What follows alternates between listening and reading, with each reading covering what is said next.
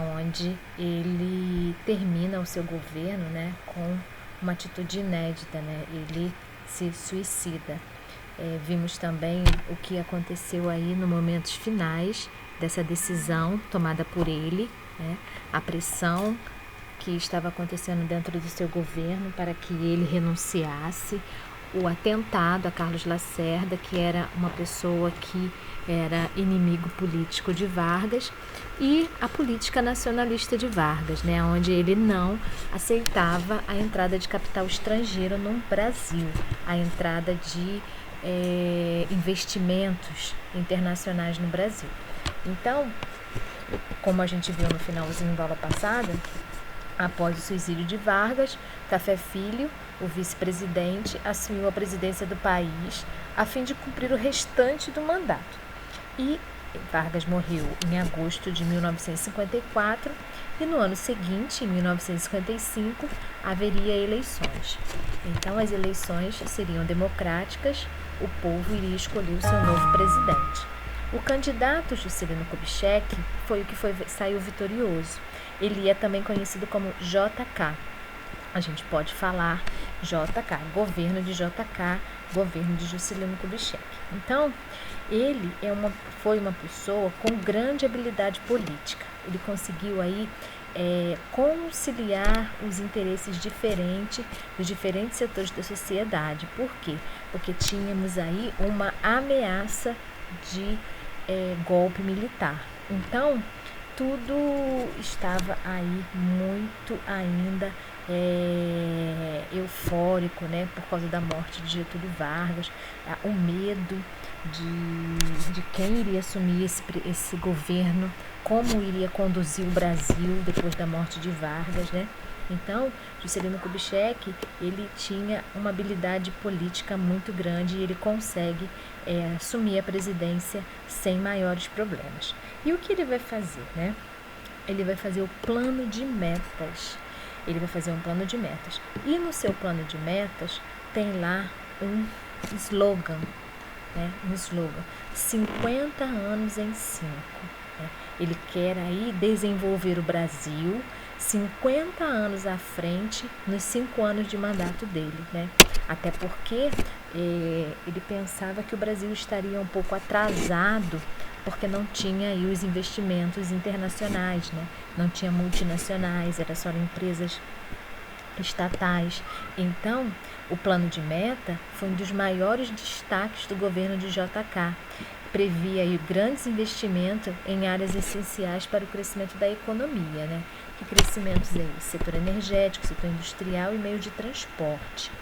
Então, dessa maneira, durante a gestão de Juscelino, a produção industrial brasileira cresceu, gerando milhares de empregos. Então, isso foi bom, né?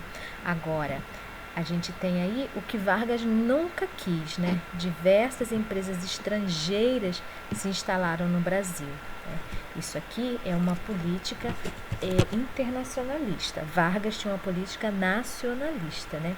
Então, muitas dessas empresas eram que tipo de empresas, né?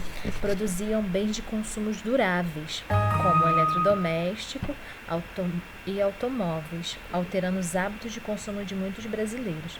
Então, um país onde não tinha muita estrada ligando de um lugar a outro ou ligando sul ao norte, vai começar aí a construção de estradas e a indústria automobilística chega no Brasil.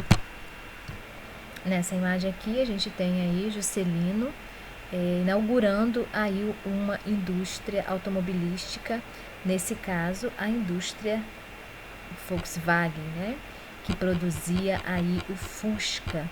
Essa indústria se instalou em São Paulo e foi aí das primeiras indústrias a se instalarem aqui no Brasil, indústrias estrangeiras. Então, para atingir os objetivos do plano de metas, o governo recorreu a diversos empréstimos estrangeiros. Assim, mesmo com o crescimento econômico ocorrido durante o período, também houve um grande aumento da dívida externa. É claro, né? Se tem empréstimos, tem que pagar os empréstimos. E é claro que vai aí aumentar as dívidas porque tem juros. essa dívida que cresce, esses juros que crescem, leva o Brasil a uma alta da inflação e o crescimento do desemprego, né? Então, o plano de metas, no início, ele foi muito bom, né? Ele trouxe um desenvolvimento para o Brasil, ele gerou empregos, mas com o passar do tempo, começou aí a aparecer a fase negativa, que é o aumento da dívida externa, a inflação, os preços começaram a subir, né, dos produtos que precisava se comprar e o crescimento do desemprego. Nessa página nós temos uma imagem de Getúlio Vargas em um lugar das usinas hidrelétricas, que isso era uma ideia dele, né? Aqui é uma imagem dele, vou mostrar outra para vocês. E aqui a gente tem outra foto de JK, já em Brasília, né? Já depois da construção de Brasília. Então, este é o presidente Juscelino Kubitschek. Na próxima página, na página 282, a gente vai ver aí a construção da capital federal, né? A primeira capital do Brasil foi Salvador, quando houve aí na colonização, a cana-de-açúcar no Nordeste, né? A necessidade de uma capital na colônia. Então, a primeira capital do Brasil foi em Salvador, né? A partir de 1530 até 1763. A partir de 1763, a capital ela é transferida para o Rio de Janeiro e ela vai ficar desde do século XVIII até o século XX, aonde ela vai ser transferida depois da construção de Brasília. Então é por isso que todo aquele acontecimento de Getúlio Vargas acontece lá no Palácio do Catete, acontece no Rio de Janeiro, porque lá é a capital do Brasil, né? Então a construção de Brasília é um dos principais pontos do plano de metas de JK, né? Ele quer construir uma nova capital. Aonde? Na região do Planalto Central do Brasil, quer dizer, no centro do Brasil. Então, esse próximo parágrafo é muito importante, que é o objetivo da construção, né? Faz parte de um projeto aí de interligar diferentes regiões do país, né? Tinha a intenção de promover o crescimento da densidade demográfica no interior do Brasil, além de estimular o desenvolvimento econômico dessa região, né? Visto que a maioria da população estava no litoral do Brasil, né? Então, essa construção de uma nova cidade num lugar onde não tinha absolutamente nada, ela vai ser feita, vai ser planejada pelo arquiteto Oscar Niemeyer, né? Então, esse projeto aí vai atrair milhares de operários de diferentes regiões do país, principalmente do Nordeste, em busca de trabalho. O nome desses operários está aqui embaixo, né? Eles ficaram conhecidos como candangos. Muitos desses trabalhadores, eles não voltaram para seus locais de origem após finalizar a construção de Brasília. O que vai acontecer? Esses trabalhadores, eles ficarão por ali mesmo, vão se instalar em áreas ao entorno aí da cidade de Brasília, né? Não voltarão para as suas cidades, né? Então, por quê? Porque eles ficam aí na periferia, vamos dizer assim, porque a maioria deles não tiveram condições de habitar a própria cidade que ajudou a construir, né? E aí se deslocou para a periferia de Brasília. Esse monumento aqui é um monumento, os guerreiros, né? Também conhecido como os candangos, em homenagem aí a esse povo, né? Então, Brasília ela vai ser inaugurada aí em 1960, né, durante o último ano de mandato aí de JK. Foi uma euforia, né, na imprensa, a modernidade da cidade, da capital, a beleza, né? Mas houve aí um distanciamento da população, porque para você chegar em Brasília é longe, né? É distante e se hoje houver alguma reivindicação para o governo, a população se manifesta em Brasília antes da população chegar aí no Palácio do Planalto, chegar no Congresso, os militares já estão ali, a polícia já está ali, né? Por quê? Porque é muito grande, é muito longe, ficou muito longe da população, é o poder central do Brasil, né? Então, vou mostrar agora algumas imagens da construção de Brasília.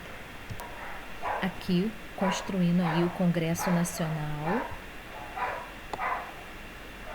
Aqui, a esplanada dos ministérios sem absolutamente nada, né? No lugar onde não tinha nada, construíram aí uma cidade. Aqui já com os prédios da esplanada construídos. E aqui os operários, né? Os candangos estão aqui trabalhando para a construção dessa nova cidade. Aqui também no canteiro de obra, construindo aí essa nova cidade aí, a capital do Brasil.